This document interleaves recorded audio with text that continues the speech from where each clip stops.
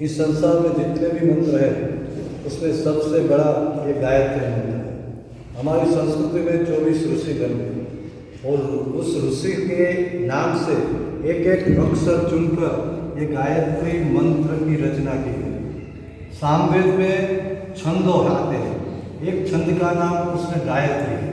उस गायत्री छंद में ये रचना, ये मंत्र बना हुआ है, इसलिए उसको गायत्री मंत्र कहते हैं। और गायत्री मंत्र में किसी भगवान का नाम नहीं आता, किसी देव या देवी का नाम नहीं आता, वो सूर्य भगवान की उपासना का मंत्र है। गायत्री मंत्र करके सूर्य भगवान की उपासना करते हैं। उसमें 3 बात है। जिस भगवान का स्वरूप हमें पसंद है, उस भगवान का स्वरूप कैसा है उसकी बात गायत्री मंत्र में है। तो भगवान कैसे है? प्राण स्वरूप, दुखनाशक, सुख स्वरूप, श्रेष्ठ, तेजस्वी, पापनाशक, देव स्वरूप, ऐसे परमात्मा का स्वरूप है। उस परमात्मा को हम राम स्वरूप में देखें, कृष्ण स्वरूप में देखें, खोड़ियार के स्वरूप में देखें, जो स्वरूप हमको पसंद है उस स्वरूप में हम देख सकते हैं। दूसरी बात, गायत्री मंत्र में यह कह गई कि उस स्वरूप को, जो स्वरूप हमें पसंद है उस स्वरूप को हम अपने अंतरात्मा में धारण करते हैं। और तीसरी सबसे महत्व की बात उसमें ये बताई गई कि वो स्वरूप हमारी बुद्धि को सन्मार्ग की ओर ले चले। गायत्री मंत्र से हम कुछ और कुछ नहीं मांगते, भगवान से एक ही बात की मांग करते हैं कि हमें सद्बुद्धि मिले, सद्बुद्धि मिले, विवेक मिले, तो हम इस संसार में अच्छे काम कर सकते हैं। गायत्री मंत्र एक बार बोलने से हमारे शरीर में 1,10,000 स्पंदन होते हैं। इतना बड़ा गायत्री मंत्र है। वैश्विक मंत्र उसे कहा गया है, वैश्विक मंत्र है। 1974 में हमारे उज्जैन में एक घटना हुई थी, उसमें गैस लीकेज हुआ था और लोग की मृत्यु फौरन होने लगी थी। उस वक्त एक घर में ये गायत्री मंत्र बोला जा रहा था और गायत्री यज्ञ हो रहा था। तो उस घर के किसी भी सदस्य को किसी प्रकार की हानि नहीं हुई। ये ऐसा ये मंत्र है, ऐसा ये यज्ञ। हमें भी पता है कि संसार में दशरथ राजा को संतान नहीं थी, तो उसने अपने कुलगुरु वशिष्ठ से सलाह ली कि मैं क्या करूं तो मेरे घर संतान हो।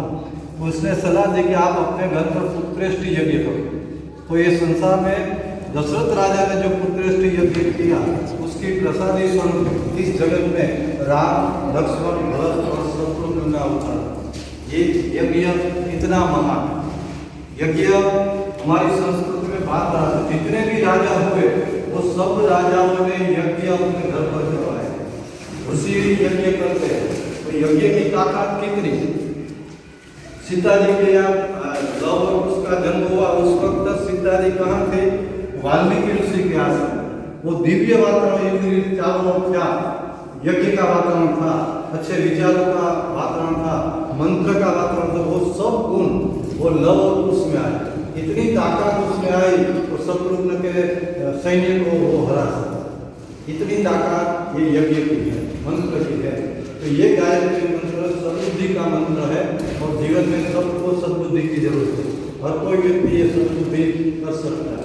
कुशाल चंद्र नाम का एक बालक था, वो बचपन में बहुत खोट था, पढ़ने में कुछ याद नहीं रहता था, तो उसको पीड़ा थी, मैं क्या करूं? तो उसको एक ऋषि मिले। उसने देखा कि बच्चे के चेहरे पर बहुत ग्लानि है, तो क्या तकलीफ है उसको मुझे कोई याद नहीं रहता।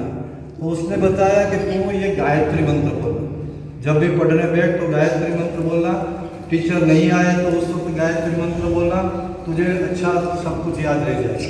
तो उसने उसकी सलाह मान ली, गायत्री मंत्र बोलने लगा। जो बच्चा परीक्षा में फेल होता था वो पहली कक्षा में ही वो दूसरा नंबर अपने क्लास में आया। ये गायत्री की ताकत। गायत्री की ताकत कैसे मिलती है? सिर्फ गायत्री मंत्र बोले हम किताब को न पढ़े तो भी सफल नहीं होता। देखो, हमें सूर्य रथ के सामने एक कांच रखते हैं, वही को लेंस रखते हैं, तो उसके सब प्रकाश एक जगह पर इकट्ठे होता है, वहाँ कागज जल जाता है, क्योंकि वो सब किरणें आए करते। ऐसे ही हम जब गायत्री मंत्र बोलते हैं तो हमारे यहाँ आज्ञा चक्र है, वो आज्ञा चक्र में सब इकट्ठा होता है ज्ञान, और जो भी वस्तु हमारा ध्यान उसमें लगता है। बच्चा होशियार कैसे बनता है? वो ध्यान से पढ़ता है। सब काम में ध्यान रखता है, इसलिए वो होशियार बनता है। तो ऐसी ही घटना गायत्री मंत्र बोलने से अपने शरीर में होती है। ऐसा ये गायत्री मंत्र महान है। शुभम, जैसे भी इस संसार में सत्कार्य हो रहे हैं, सत्विचार, छोटी सी बात हम कहा जाए तो अच्छे विचार ये गायत्री, और अच्छे कर्म वो गायत्री यज्ञ। विचार और कर्म ये दोनों गायत्री मंत्र और गायत्री यज्ञ। रामचंद्र जी ने दिया है हाँ, कि अच्छे कर्म वही यज्ञ है और हमारी बुद्धि तेज होती है वो गायत्री मंत्र। तो वेद माता क्यों कहा जाता है? क्योंकि वेदों की शक्ति है ने, वेदों की शक्ति, कॉन्सेंट्रेशन है ये शक्ति। देव माता, वेद माता, देव माता एक्चुअली गायत्री तो आपने कहा नहीं कि गायत्री छंद है, ये एक शक्ति है। तो हमें मातृशक्ति के रूप में हम पूजा करते हैं। तो हर एक हमारी चातुर्वर्ण व्यवस्था थी ना, हर एक को गायत्री जपने का अधिकार था, सिवाय शूद्र। चातुर्वर्णाश्रम में शूद्र के अलावा सबको गायत्री मंत्र जपने की स्थिति थी। ऋषि मुनि ने अधिकार दिया था। जो हम गायत्री जपते ब्राह्मणों की जो यज्ञ कराओ उनको गोवस्व बोलते हैं, तो गायत्री छंद वाली जो गायत्री है तो ब्राह्मण जपते हैं। और ब्राह्मण के बाद क्षत्रिय लोग त्रिष्टुभ छंद वाली गायत्री जपते हैं, और वैश्य लोग हैं जगती छंद वाली गायत्री जपते हैं। तो गायत्री का प्रभाव कहाँ था? गायत्री को हम बोलते हैं सूर्य देवता। आपने अभी कहा नहीं कि वो कोई मूर्ति नहीं है। सूर्य भगवान को साक्षात नारायण देव है, सब उनको स्वीकार करते हैं। तो त्रिलोक का जो ये सूर्य है ना वो हमारा है। घोर गोवस्व बोलते हैं ना, तीन लोग हो गए, तीन लोग का ये सूर्य गायत्री। उसी में दो शक्ति है, सवितर उसकी शक्ति सावित्री यानी सविता, क्योंकि दोनों इंटर डिपेंडेंट है। एक के अलावा दूसरा नहीं जी सकता, दूसरा के अलावा और कोई काम नहीं करता। गायत्री हाँ, सवित्रु और सावित्री शक्ति। सविता यानी कि सूर्य और सावित्री दो शक्ति मिलके सारा त्रिलोक का सब कार्य करते। हमारी इच्छा शक्ति, क्रिया शक्ति और ज्ञान शक्ति ये यज्ञ से आती है। अब सूर्य 3 दिन न उगे तो क्या होता है? बीमार पड़ जाते हैं। तो हमारी सारी शक्ति, ऊर्जा शक्ति वहाँ सविता शक्ति आती है। तो ऐसे तो अनेक सूर्य है। तो आर्ष दर्शन जो कर सकता है ना वो अनेक गायत्री भी बना सकते, बनाते हैं विधवाएँ लगा के गायत्री बना सकते, गणपति की गायत्री बनाते हैं, लक्ष्मी जी की गायत्री बनाते हैं। तो हमारा ज्ञान जो डेवलप हो जाता है तो हम ये बना सकते हैं। उसको बोलते हैं आर्षदर्शन। आर्षदर्शता होता है, वो मंत्र बना देते हैं, वो मंत्र सिद्ध हो जाता है। तो आगे भी बताया है कि जिनको आत्मज्ञान चाहिए गायत्री मंत्र जाप करना चाहिए। हमारे ऋषि मुनियों ने कहा है कि मंत्र शास्त्र के मुताबिक क्या होता है कि जो मंत्र में जितने अक्षर हैं उतने लाख मंत्र का जाप करना है। तो गायत्री में ब्राह्मण वाले गायत्री में 24 अक्षर है, तो 24 लाख मंत्र करें तो एक पुरुष चरण हो जाता है। तो बार बार पुरुष चरण करने से शक्ति, कुंडलिनी शक्ति जागृत हो जाती है। जब तक ये कुंडलिनी शक्ति जागृत नहीं होगी तब तक मंत्र चेतन नहीं होगा। वो क्या होता है? जागृत होना, कुंडलिनी क्या होता है ना, तो सारा शरीर जो हमारा बना है ना, तो शरीर में हर जगह शक्ति तो है ना। इधर में आपको चुटकी खाऊं तो तुरंत हाथ ले लेंगे। तो सारे शरीर में सविता कैसे, सविता शक्ति यानी कि गायत्री शक्ति कैसे काम करती है, वही एक उनका एक नाम कुंडलिनी है। तो कुंडलिनी शक्ति सारा शरीर बना के मूलाधार चक्र में ऐसे अपने 3-3.5 आटा लगा के वो अपनी मुँह से पुच्छ दबा के बहिर्मुख हो जाती है। इसलिए हम बहिर्मुख ही रहते हैं, हम अंतर्मुख जाते नहीं हैं। यज्ञ यागादि अगर गायत्री मंत्र जाप कहा ना कि दिन में 24 बार तो करो, क्योंकि 24 अक्षर है इसीलिए। तो ये 24 बार करने से हमारी जो प्रेम से करेंगे, शुद्ध मन से करेंगे, तो हमारी ये शक्ति जो बहिर्मुख है ना वो अंतर्मुख जागृत हो जाए। तो अपने आप त्रिलोक में जो घटनाएं घटती है, त्रिलोक में जो सूर्य से जो निकलते हमारी ऊर्जा है, सूर्योपनिषद में ये सब बताया है। गायत्री की पूजा यानी कि सविता की पूजा उपनिषद खास 3 उपनिषद में बताया है। एक तो बृहदारण्यक उपनिषद में सविता का महत्व बताया, कैसे पूजा की जाती है, उससे कैसे लाभान्वित हो सकते। बाद में दूसरा उपनिषद है श्वेताश्वतर उपनिषद, उसमें देखोगे तो ये बात मिलेगी।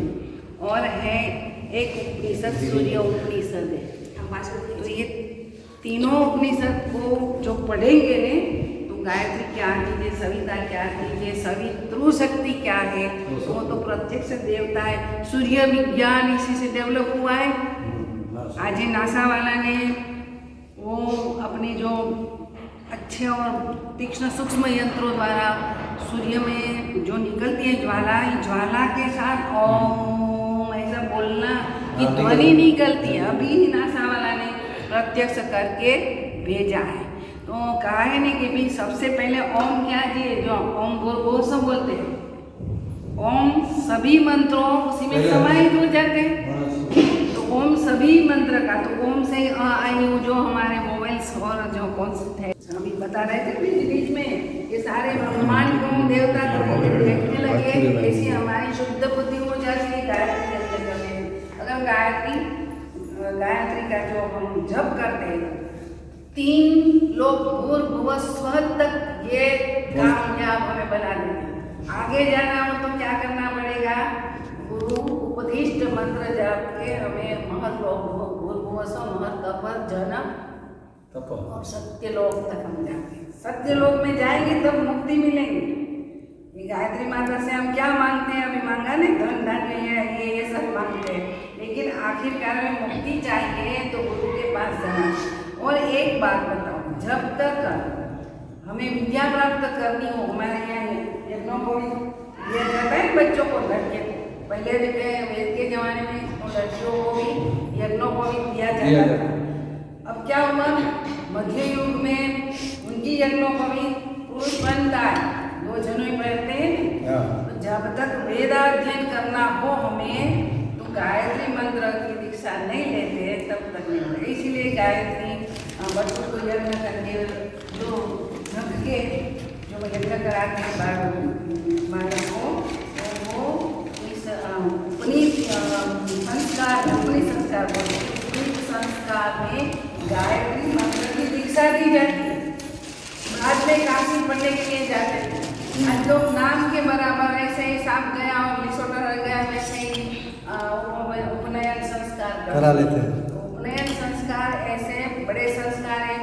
हमें विद्या चाहिए, अध्यात्म विद्या और सभी विद्या का अध्ययन करना हो तो पहले गायत्री मंत्र की दीक्षा लेनी चाहिए। इसीलिए यज्ञोपवीत संस्कार हमारे यहाँ 16 संस्कार हैं, उसमें यज्ञोपवीत। हाँ, इसीलिए जो विद्या प्राप्त करनी है, आध्यात्मिक विद्या प्राप्त करनी है तो यज्ञोपवीत धारण करना ही पड़ता है।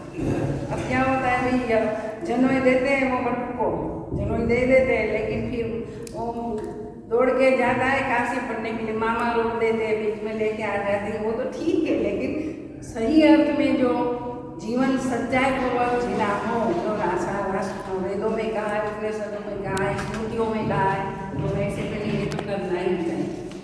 मेरे पापा हमें बताते थे, हम बहुत गायत्री मंत्र किए बचपन में, तो इसी का फल हमें मिला है, आज आश्रम चला के बैठते। तो 3 लोग तक गायत्री हमें साथ देते, बाद में आगे आगे जाके इस स्थिति को पार करके ऊपर सत्यलोक तक जाना चाहिए। लेकिन सबकी इच्छा सत्य ज्ञान की मुक्ति तक जाने की इच्छा है, धन धान्य मिले, बुद्धि मिले, हम सब चैन से रहे, संसार अच्छा चले, वही रहती है। इसीलिए त्रिलोक में ही गायत्री सविता शक्ति हमें काम ये कामयाब बनाती, उसके आशीर्वाद में फलश्रुति देते हैं। बोलो श्री सद्गुरु माता